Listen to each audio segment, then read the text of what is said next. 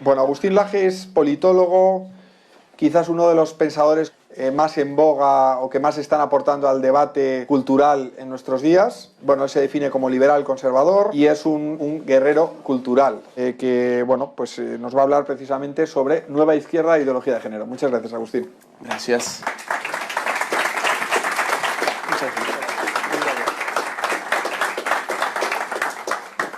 Nosotros con Nicolás hemos publicado un libro hace 2 años y medio que se llama El Libro Negro de la Nueva Izquierda, y donde el subtítulo dice Ideología de género o subversión cultural. Este libro, sin embargo, pasó, digamos, al conocimiento público como un libro que critica más que nada la ideología de género, y mucha gente nos ha dicho ¿por qué le han puesto el Libro Negro de la Nueva Izquierda y no el Libro Negro de la Ideología de género?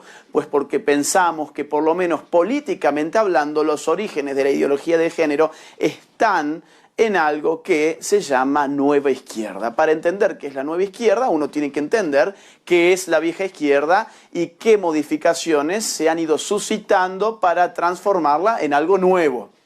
La vieja izquierda estaba basada fundamentalmente en las teorías del marxismo clásico, las teorías de Carlos Marx y de Federico Engels, fundamentalmente en 2 ideas. Primero que nada, su teoría social. Su teoría social nos presentaba la sociedad como una casa de 2 pisos. Ellos decían, la sociedad funciona como si fuera una casa de 2 pisos, donde el primer piso contiene todo lo material, todo lo real, todo lo económico, y eso le llamaron base o estructura, y sobre esa base o estructura se levanta un segundo piso llamado superestructura, que contiene todo lo demás. Cultura, religión, arte, filosofía, moral, derecho, todo lo intangible.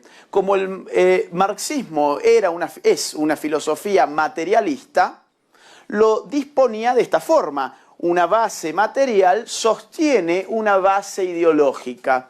Ahora bien, si nosotros somos marxistas y estamos, digamos, en la década del 30, creemos en las teorías de Carlos Marx, queremos hacer una revolución en España, la gran pregunta es, ¿dónde tenemos que atacar? ¿Atacamos en el segundo piso, ponemos una bomba en el segundo piso o en el primer piso de la casa? ¿Qué piensan ustedes? En el primer piso. Por 2 razones. Porque si la ponemos aquí abajo, todo el edificio social se cae. Si lo ponemos en el segundo, estamos atentando además contra cosas que ni siquiera existen realmente, sino que son un reflejo de las condiciones económicas de vida que están en la estructura de esa sociedad, es decir, en el sistema económico. Esto se cristaliza en la idea de lucha de clases. La revolución es una revolución de lucha de clases porque las clases sociales son grupos sociales definidos por su lugar en el sistema económico. Entonces, la última revolución la producirá el obrero contra el capitalismo y, de alguna forma, dará paso a una nueva sociedad. ¿Dónde se va a producir esa revolución? Marx dice, allí donde el capitalismo más avanza, porque conforme las lógicas internas del sistema de acumulación, las clases obreras van a vivir cada vez peor, cada vez más míseras, allí donde el capitalismo más avance. Por eso Marx se va a morir a Inglaterra y no se va a morir, por ejemplo, a Rusia esperando la revolución en Rusia, o a Cuba o a China, etc. Él se va a donde el capitalismo más está avanzando para tratar de ver si los años de vida que le quedan son suficientes para ver esa revolución que finalmente nunca llega. Y no solamente nunca llega, sino que después de la Segunda Guerra Mundial, y más precisamente hablando entre el año 1950 y el año 1973, durante 23 años de forma ininterrumpida, los países del primer mundo de la OCDE o de la OCDE crecen en promedio un 5% de su PBI anual, lo que hoy llamaríamos tasas chinas prácticamente. ¿Qué significa esto? La riqueza se multiplica, la riqueza se derrama y los obreros se aburguesan.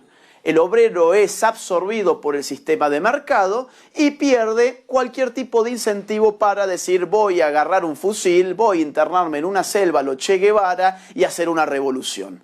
Estoy más preocupado por cambiar de automóvil que por cambiar el mundo, así que comunistas, lo lamento mucho, en los Estados Unidos no va a aparecer ningún Fidel Castro, en Inglaterra no va a aparecer ningún Lenin, en Francia no va a aparecer ningún Mao Zedong. ¿Qué hacemos entonces? Perdimos porque nos basamos en una filosofía de la historia materialista que nos aseguró un triunfo que no fue, y perdimos incluso al cliente número uno que teníamos, la clase obrera, que ya no quiere saber nada con nosotros. ¿Qué hacemos? Y bueno, si volvemos a mirar acá arriba, si volvemos a ver esto que dijimos que no nos interesaba, la cultura, la ideología, la religión, el arte, la filosofía, el derecho, la política. Y si vemos qué podemos hacer ahí, ¿qué encontramos acá? Bueno, en el tema que nos ocupa encontramos el sexo, por ejemplo, al hombre y a la mujer. Encontramos las orientaciones sexuales. Y si antes aquí abajo le decíamos al obrero, oiga obrero, usted está siendo explotado por su patrón a través del sistema, digamos, de mercado, acá arriba le podemos decir a la mujer, oiga mujer, usted está siendo oprimida a través de, por el hombre, a través de qué cosa, el patriarcado. Le podemos decir al homosexual, homosexual, usted está siendo oprimido por el heterosexual a partir del sistema heteronormativo. Y llevamos la misma lógica dialéctica que antes aplicábamos a las clases al terreno de la sexualidad y del género. Nos renovamos, tenemos una nueva clientela política, dejamos de ir a las fábricas, al campo, digamos, hacer toda nuestra militancia política allí, sino que ahora donde vemos a los izquierdistas, los vemos en las marchas feministas, abortistas, LGBTI, indigenismos, etcétera, etcétera. Voy a pasar. O sea, ese es entonces, yo diría, el origen político, ideológico de la ideología de género. Por eso todos sus principales teóricos provienen de las filas de las izquierdas, que dicen Marx no nos sirve más. Seamos sinceros, hay que reformar a este tipo, esto no nos sirve más, pero sí algunas de sus ideas o de sus nociones, pero las apliquemos en otro terreno. Ahora bien, para definir la ideología de género, que es importante hacerlo porque uno no puede combatir aquello que no sabe exactamente de qué se trata, y lo que nosotros muchas veces tenemos sobre la ideología de género son nociones, no conceptualizaciones. Necesitamos entender los marcos filosóficos de donde la ideología de género proviene.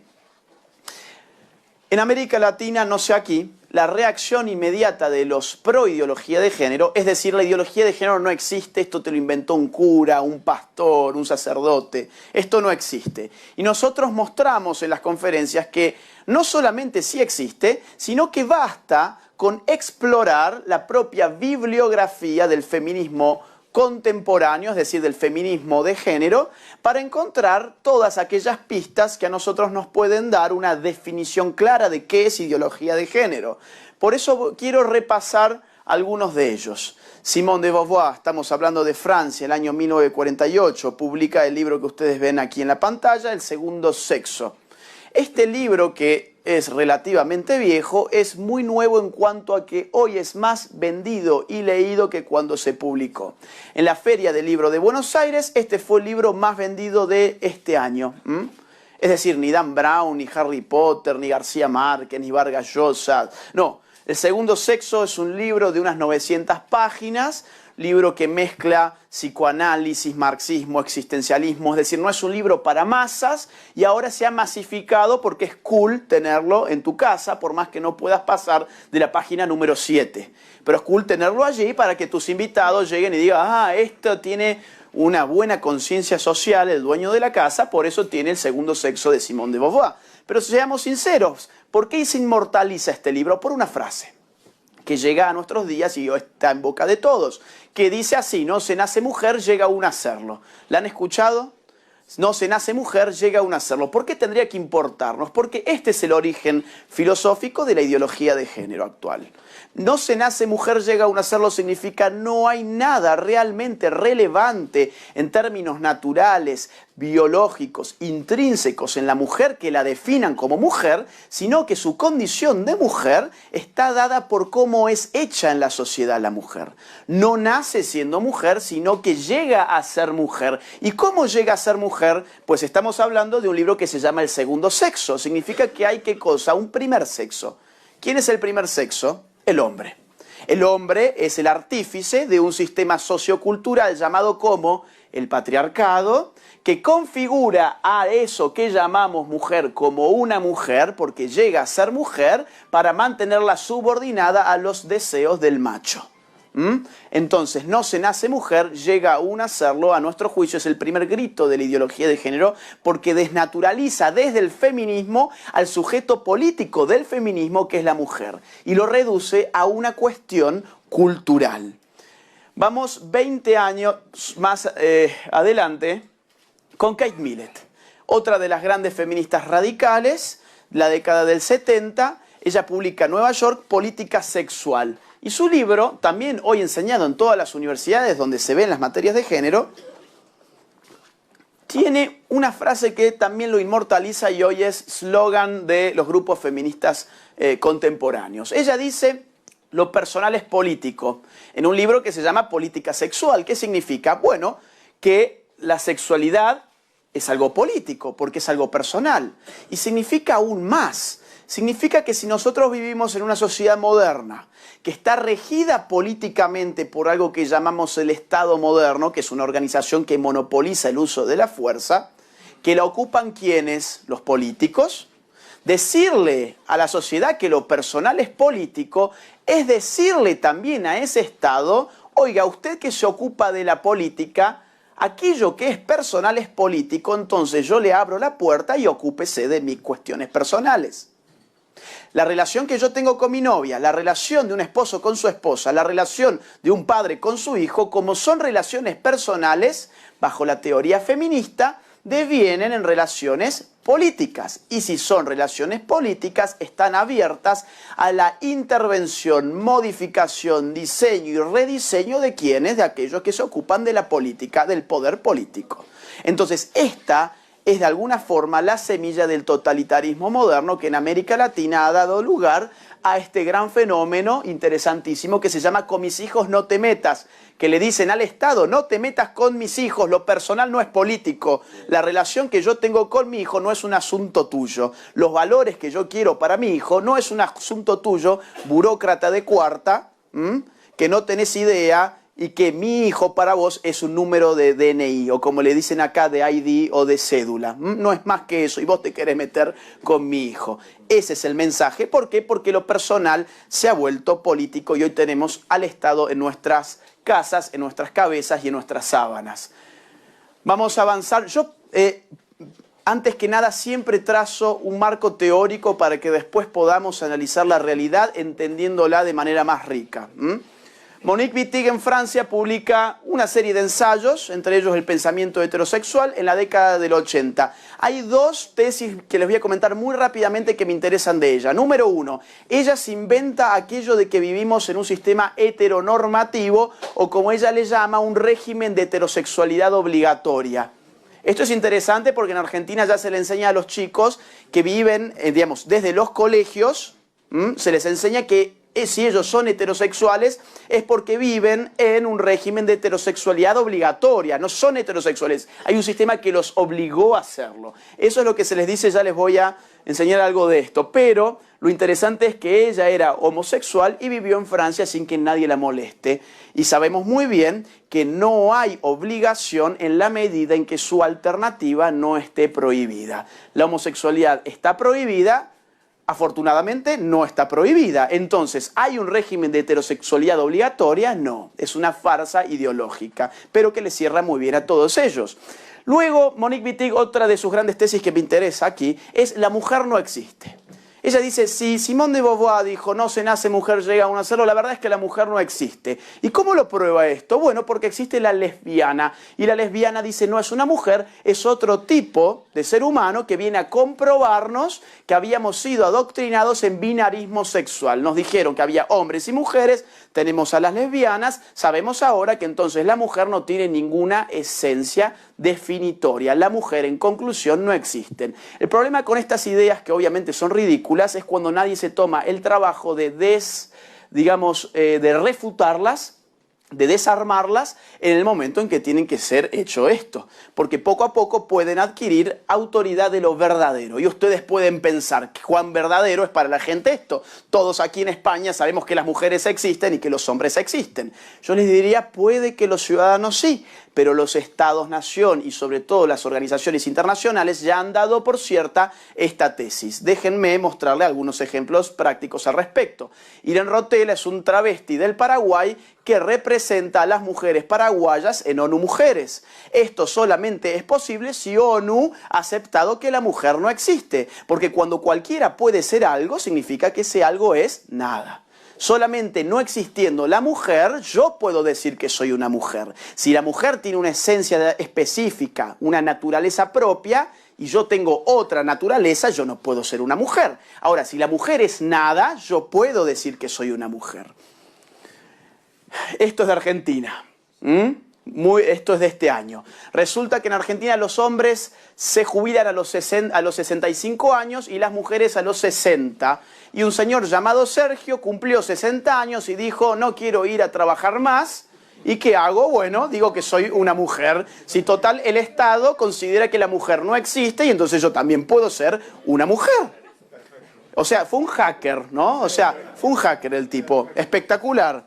Encima fue tan hacker y tan maldito que ni siquiera se puso Marta, se puso Sergia. O sea, cambió la O por la A, listo. Entonces cuando Clarín, que es el diario más importante de Argentina, le consulta al Estado qué piensan del caso, porque era obvio que era una estafa, fíjense cómo les responden, no estamos acá para juzgar. ¿Qué significa? Significa no estamos acá para discernir. ¿Discernir qué cosa? Si Sergio es Sergio, si Sergio es Sergia, si Sergia es Sergia, si Sergia es Sergio o quién demonios es Sergio. No lo podemos hacer porque como Estado hemos dogmatizado a la población diciéndoles que la sexualidad se define por la autopercepción y ahora apareció un hacker que nos dijo que era Sergia para jubilarse 5 años antes. Entonces no estamos acá para juzgar, no estamos acá para discernir, en última instancia no estamos acá para pensar, para razonar. Y lo que nos diferencia de los animales es la capacidad de razonar. La ideología de género lo que hace es animalizarte porque te prohíbe la capacidad de razonar en ciertas materias, en este caso que tienen que ver con la sexualidad. Otro ejemplo de mi país, un trans quiere jugar al hockey con las mujeres de los equipos rivales dicen no queremos jugar con un hombre, lo retiran, recurre a la justicia y la justicia dice en Argentina existe la ley de identidad de género que dice que cada uno es aquello que autopercibe ser. Si él dice que es ella, entonces ella es una mujer y vaya y juegue al hockey con las mujeres y a eso hoy le llaman inclusión. Un adolescente transexual gana una competición en la categoría femenina de atletismo, esto está pasando en todas partes. Un hombre transgénero campeona de levantamiento de peso en Australia. De triunfar en el balonmano masculino, jugar al fútbol femenino australiano. En este caso no hizo mucho esfuerzo para parecerse a una mujer, una peluquita nomás y fue a pegarle a la pelota con las chicas, ¿no? Bueno, ustedes tienen la culpa de ¿eh? ¿Quién es Ángela Ponce, la Miss España transgénero que competirá en Miss Universo y genera controversia? Pero les tengo una buena noticia. Los rusos en el 61 llevaron al hombre al espacio, en el 67 los yanquis a la luna y ustedes este año a Miss Universo.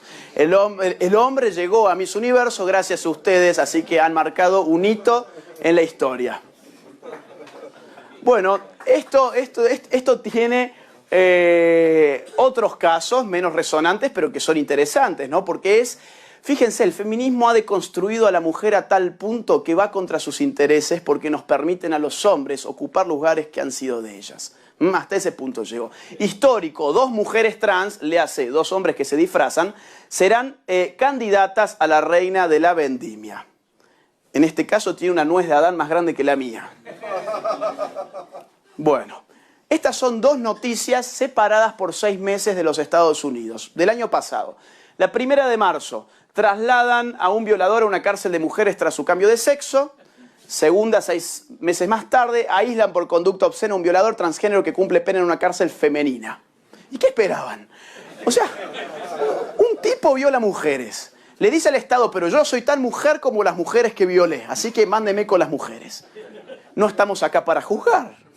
Entonces va con las mujeres, vuelve a hacer lo mismo y lo que más me ocupa a mí aquí es esto, aíslan, aislar. Es decir, no volvió a donde siempre tuvo que haber estado, que es la cárcel de hombres.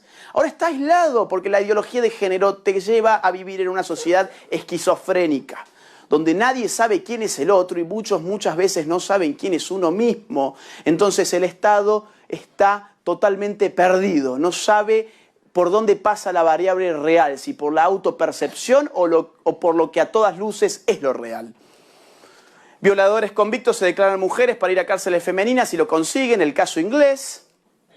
Esto es de Argentina, julio de este año. Nació mujer, cambió su identidad de hombre y lo metieron a la cárcel de varones, ahora está en crisis.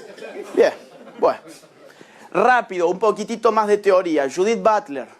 En los 90 escribe El género en disputa, el libro más importante de los ideólogos del género hasta el día de hoy, el tercero más vendido de la Feria del Libro de Buenos Aires de este año, más difícil que El segundo sexo para leer. O sea, yo no creo que los que lo compren se hayan entretenido mucho. Judith Butler tiene una tesis que se puede sintetizar como ella misma lo hace en esta frase. Ella dice: el sexo siempre fue género, con el resultado de que la distinción entre sexo y género no existe como tal. Parece un trabalenguas. ¿Qué significa? Que hasta ese momento nos habían dicho la sexualidad humana se descompone en dos grandes dimensiones, la del sexo y la del género, siendo la del sexo aquello que corresponde a lo natural, a lo biológico, y la del género aquello que tiene que ver con lo cultural o lo socialmente adquirido. Por ejemplo, que las mujeres tienden a usar tacones y los hombres otro tipo de calzados como los zapatos, por ejemplo. Ahora ella dice, no, el sexo siempre fue género, lo cual significa a la hora de hablar de sexualidad tenemos que hablar de género, no de sexo. Tenemos que hablar de cultura, no de naturaleza ni de biología. Es más, tenemos que ocultar todo ello. Esto es el último grito de la ideología de género, cuando la ideología de género pasa a proponer como variable monopólica explicativa de lo sexual aquello que tiene que ver con lo cultural. Hemos sido todos culturalmente creados en términos sexuales, por lo tanto estamos todos oprimidos y ellos tienen un remedio a todo esto, una liberación, que ¿cuál es? La autopercepción o la disidencia sexual, que significa vivir la sexualidad en clave no heterosexual, y eso se transforma no en una orientación sexual, sino en una militancia político-cultural. Esta es suya, Beatriz Preciado. Una académica que enseña en Francia. Dice: los hombres y las mujeres son construcciones del sistema heterosexual de producción y reproducción que autoriza el sometimiento de las mujeres como fuerza de trabajo sexual y como medio de reproducción. La contrasexualidad, que es lo que ella ofrece, apunta a sustituir ese contrato social que denominamos naturaleza por un contrato contrasexual. En este nuevo contrato los cuerpos no se reconocen como hombres o como mujeres, sino como cuerpos hablantes. Esto significa, si ustedes pensaron que eran hombres o mujeres, están en el error. Eso es parte de un contrato social que no tenemos idea cuándo se firmó, quién lo firmó, y bueno, vaya a saber uno a dónde nos puede llevar. Entonces lo que ella quiere es que no haya más hombres ni mujeres en nuestro mundo. Y ella enseña en la Universidad de París 8, es decir, no es una bloguera cualquiera. Entonces, bueno, tengo que pasar por temas de tiempo, otras pensadoras que están en el libro, si a alguien le interesa. Pero yo creo que tenemos ya algún material para definir qué es la ideología de género. No se nace mujer, llega uno a serlo, lo personal es político, la mujer no existe, el sexo siempre fue género, el contrato social de la sexualidad heterosexual, bla, bla, bla. ¿Qué significa todo esto? Lo que hemos visto es cómo progresivamente se ha desnaturalizado la sexualidad humana para explicarla exclusivamente por la cultura. La ideología de género es un conjunto de ideas anticientíficas que con propósitos políticos autoritarios desarraigan a la sexualidad humana de su naturaleza y la explican exclusivamente a partir de la cultura. Eso es la ideología de género. ¿Por qué digo anticientífica? Muy bien, porque para postular tal cosa tenemos que esconder la biología, la psicobiología, la anatomía, la fisiología, la neurología, las neurociencias, las medicinas en general. ¿Por qué? Porque van a dar cuenta del fondo natural, duro, inmutable, genético incluso, de la sexualidad humana. Y lo que queremos postular es que esto es arbitrario, es cultural. Además, ¿cómo es que no se nace mujer, llega uno a serlo?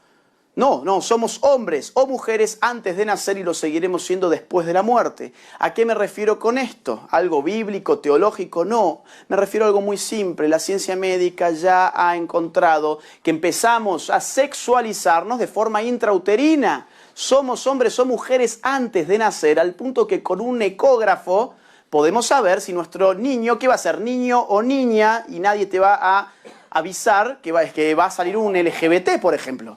Estás esperando a un niño trans. No, eso no se va a mostrar. Eso en todo caso después tendrá que ver con la orientación sexual, que es otro asunto. ¿Y cómo después de la muerte uno sigue siendo hombre o mujer? No me refiero al alma, me refiero al cuerpo.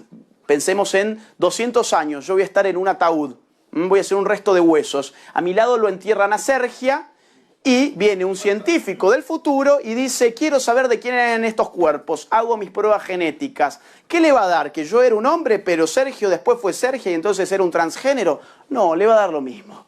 O XX o XY.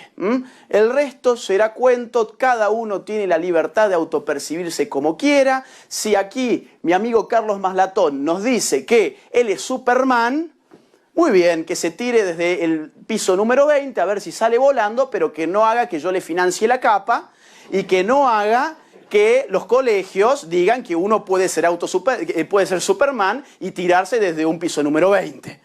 Ese es el problema con la ideología de género, que no puede existir sin estatismo. Y a ese punto quiero abordar rápidamente ahora. ¿Cuánto tiempo puedo tener, más o menos? Bueno, sigo y por ahí me avisan. Quiero contarles algunos ejemplos bien rápidos de cómo la ideología de género se sostiene con el Estado. Sin el Estado sería una idea de un club de tontos que se autoengañan, punto final. El tema es que usa del Estado. Esto es de Gran Bretaña, tiene más o menos 2 años. Ahora, para la Asociación Médicos de Médicos de este lugar del mundo, queda prohibido que los médicos digan papá, mamá, hombre y mujer, porque no incluye a todos. Bien, excelente. Entonces, aquí los médicos ya no pueden decir mamá, papá, hombre y mujer, porque esto ahora nos damos cuenta que no estaba incluyendo a todos.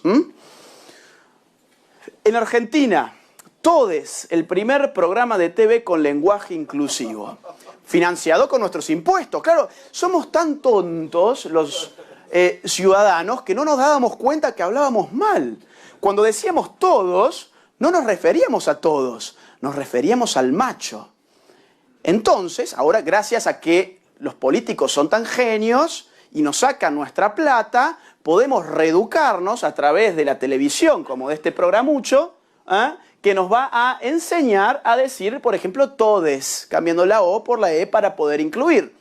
Ahora, fíjense cómo lo presentan los medios.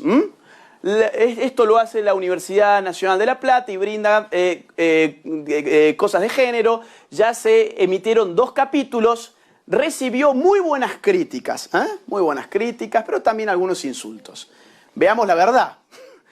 Capítulo número 1, 165.000 pulgares para abajo, 4.000 para arriba.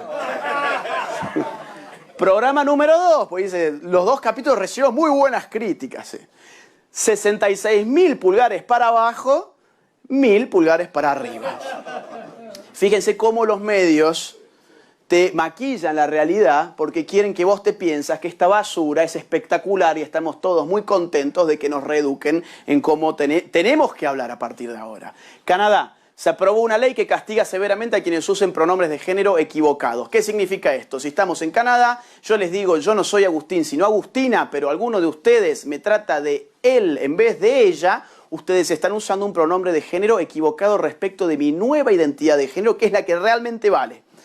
Yo puedo ir al Estado, judicializarlos, y ustedes pueden terminar hasta 6 meses presos por decir la verdad.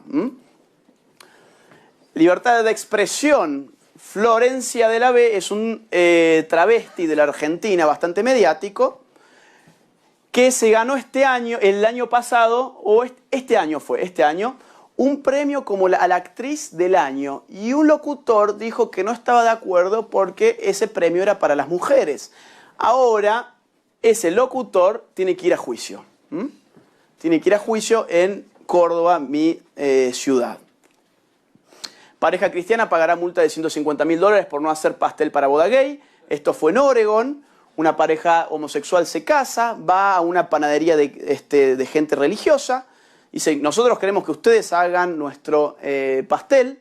los religiosos le dicen, no, miren, por razones de fe no queremos ser parte de la boda. No, si nosotros somos homosexuales, ustedes tienen que ser parte de nuestra boda, o si no se la van a ver con nuestro padre, el Estado. Y se la vieron con el Estado, litigaron durante, no sé, 5 o 6 años, porque les quisieron poner una multa de $150.000. ¿Qué es lo que perdieron? La libertad económica, que incluye el derecho a decidir con quién comerciar o con quién no hacerlo. Tan simple como eso. Y la libertad de culto. Esto es interesante. Es cómo empiezan a crear conflictos donde los conflictos no existen. Porque viven del conflicto, viven del divide y reinarás. Ahora en Alemania se considera que el Estado produzca la pornografía feminista para combatir los estereotipos sexistas.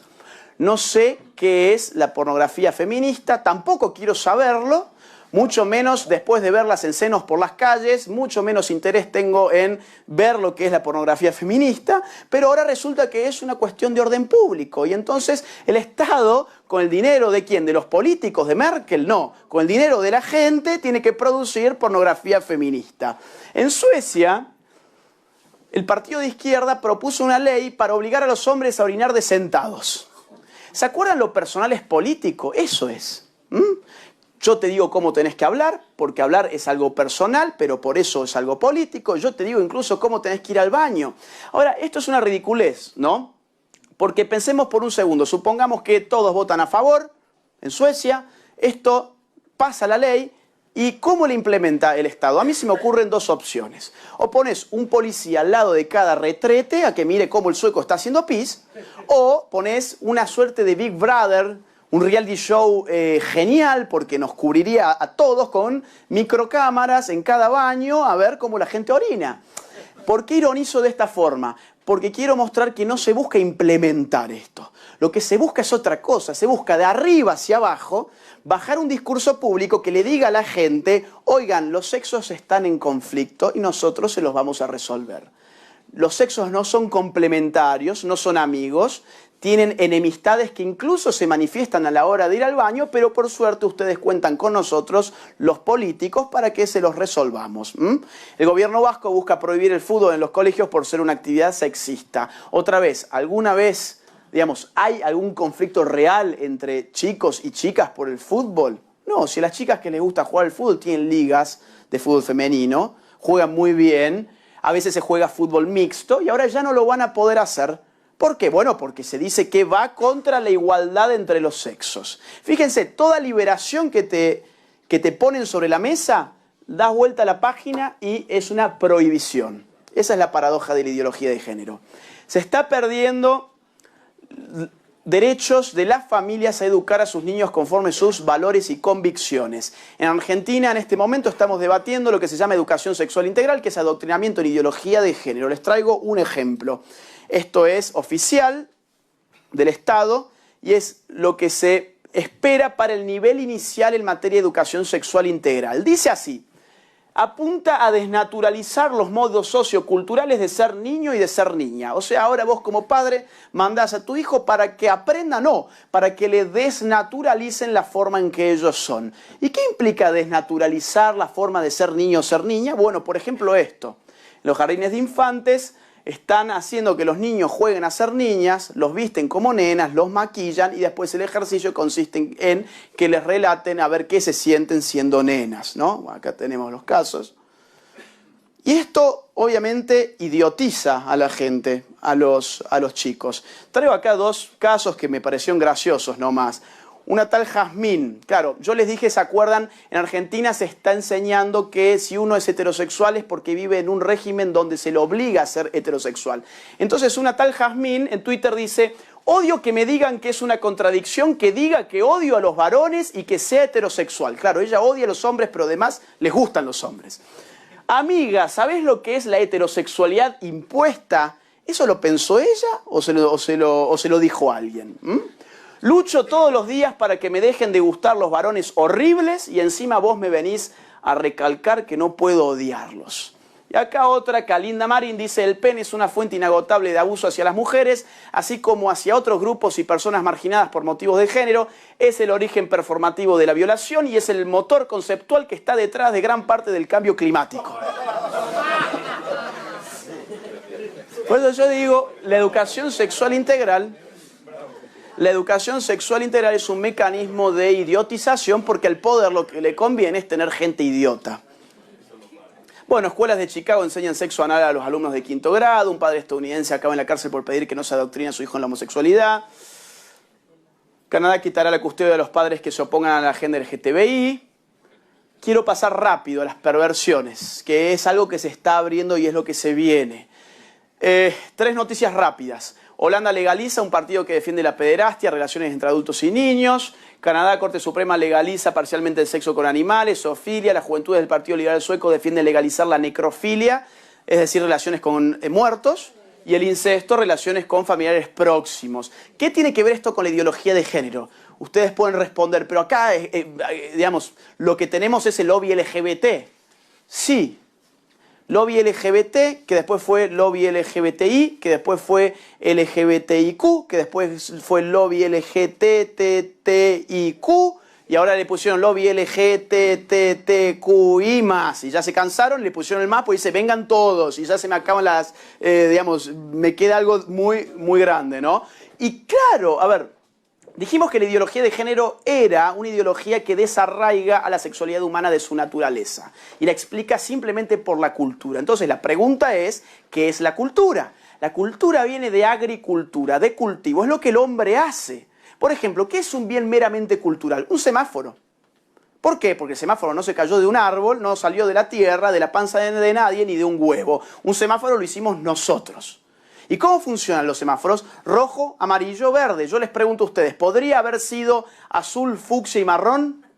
Sí. ¿Por qué? Porque es una convención cultural. Si decimos que el sexo siempre fue género y que lo único importante en la sexualidad es el género, estamos diciendo que la sexualidad funciona como el semáforo, es pura convención. Convenimos en que estaba mal, en que los hombres adultos mantuvieran relaciones sexuales con niños, pero toda convención es arbitraria. Y entonces es injusto prohibirle a esta pobre gente que lo tenga de la misma forma que al que quiere estar con su perrito.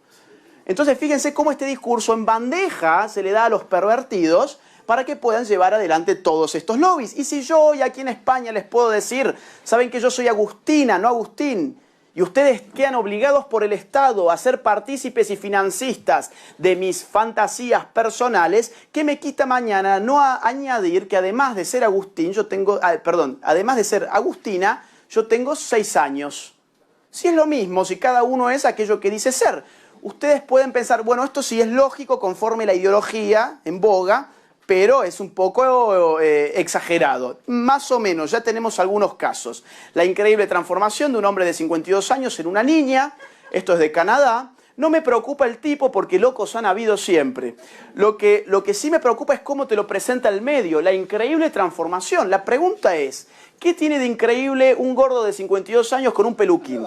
Nada. No es increíble y no se transformó en nada. Pero el titular te afirma otra cosa. El tipo se transformó y ahora tiene 6 años. Cuando la verdad es esta, el tipo tiene 7 hijos, pobrecitos, tiene 7 hijos, y esta es su increíble transformación, que consta de 2 muñecas de trapo y de un tutú. ¿Y dónde está la foto con el tutú? ¿Dónde está? Están donde las niñas de 6 años están, en un colegio. Y claro, si es una niña.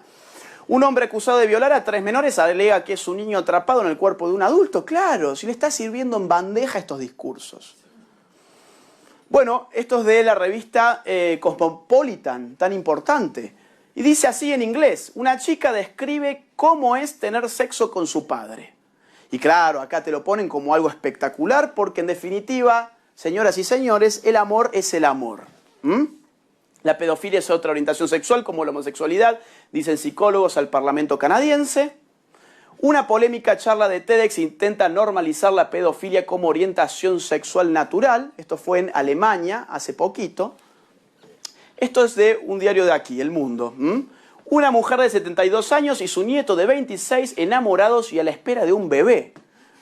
Yo no sé cómo ella con 72 años puede tener un bebé.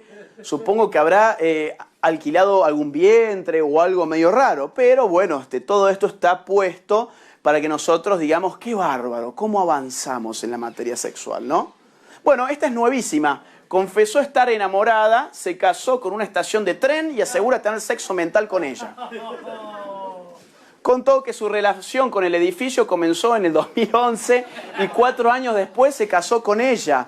Y además Diario Clarín nos informa, nos educa, porque toda esta gente nos educa muy bien, ¿no? Nos educa diciéndonos que esto se llama objetofilia. Entonces, ustedes por reírse de esta pobre mujer son unos objetofóbicos. Bueno, esto está desbordando la cuestión del género y pasa a otros ámbitos de la identidad humana.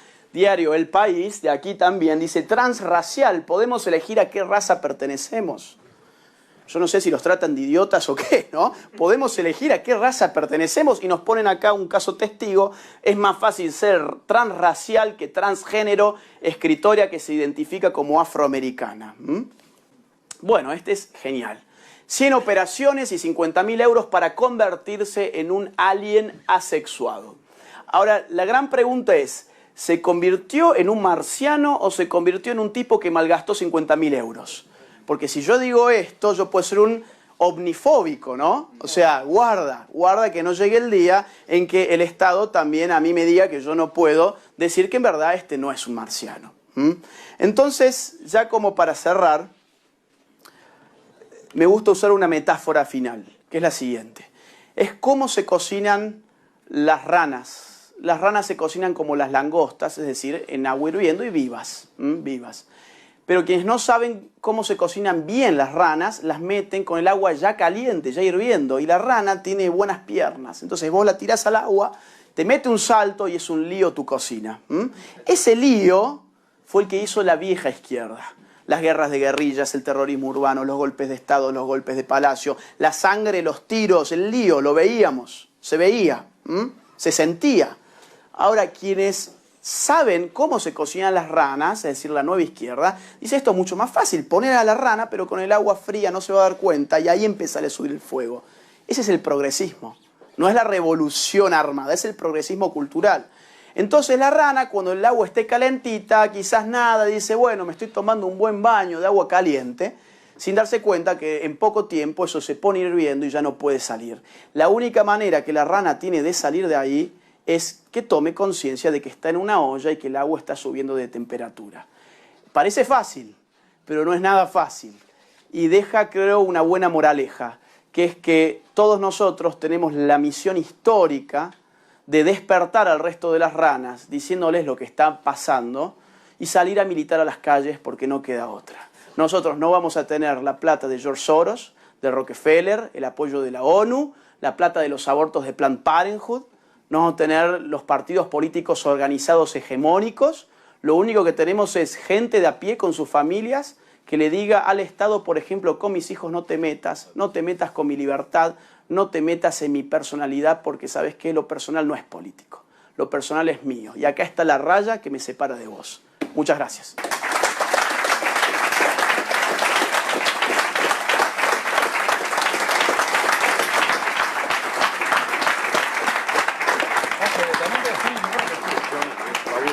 Gracias, Pablo. Gracias.